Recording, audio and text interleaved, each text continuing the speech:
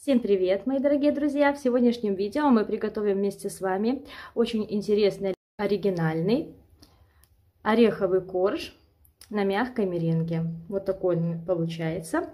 Отлично его использовать как дополнительную прослойку в торт.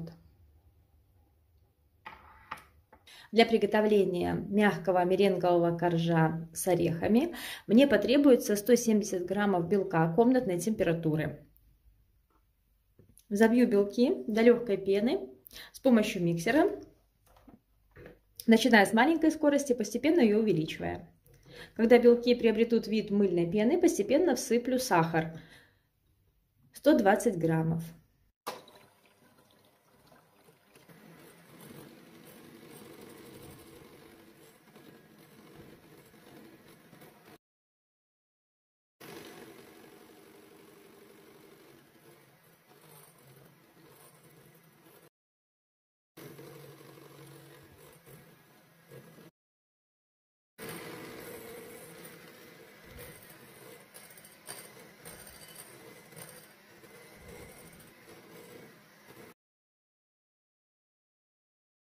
Взбиваем до плотного состояния.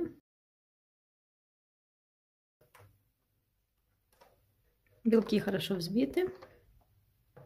Больше взбивать не нужно.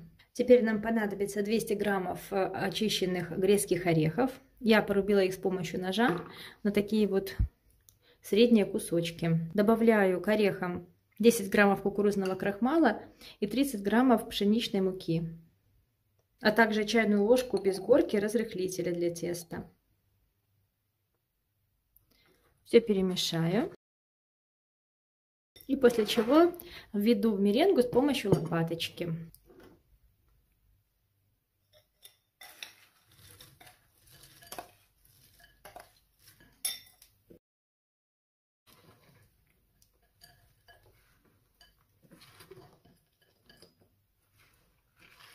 Возьмите емкость побольше, когда будете взбивать, чтобы было удобнее вмешивать. Моя все-таки слишком маленькая.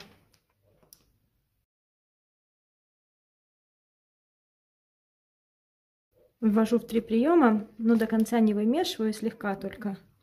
И ввожу следующую часть.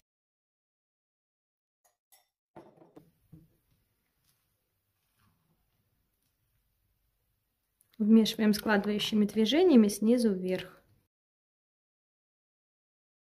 Чем меньше движений мы сделаем во время вмешивания, тем более воздушная масса у нас получится и более нежный корж. Поэтому стараемся сильно много не вымешивать.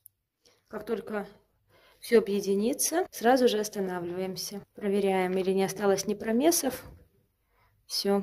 И теперь перекладываем корж в подготовленное кольцо диаметром 20 сантиметров. Дно кольца я обернула фольгой 2 слоя.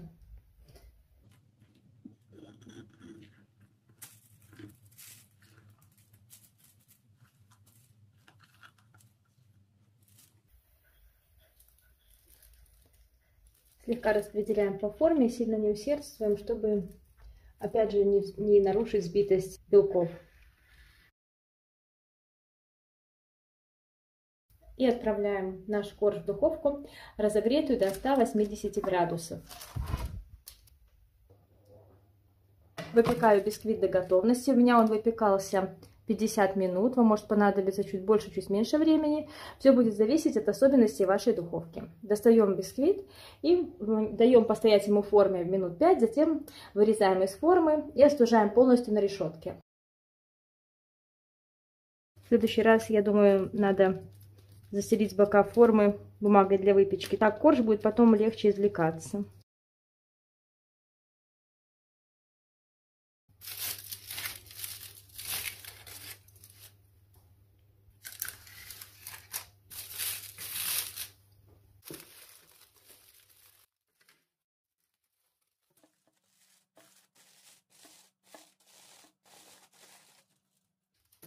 Вот такой классный корж получился.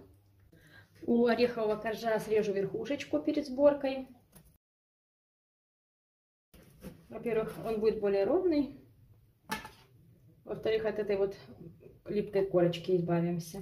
Корж очень нежный, это из-за орешков, он плохо режется на самом деле. Вот такой вот классный разрез у орехового коржа.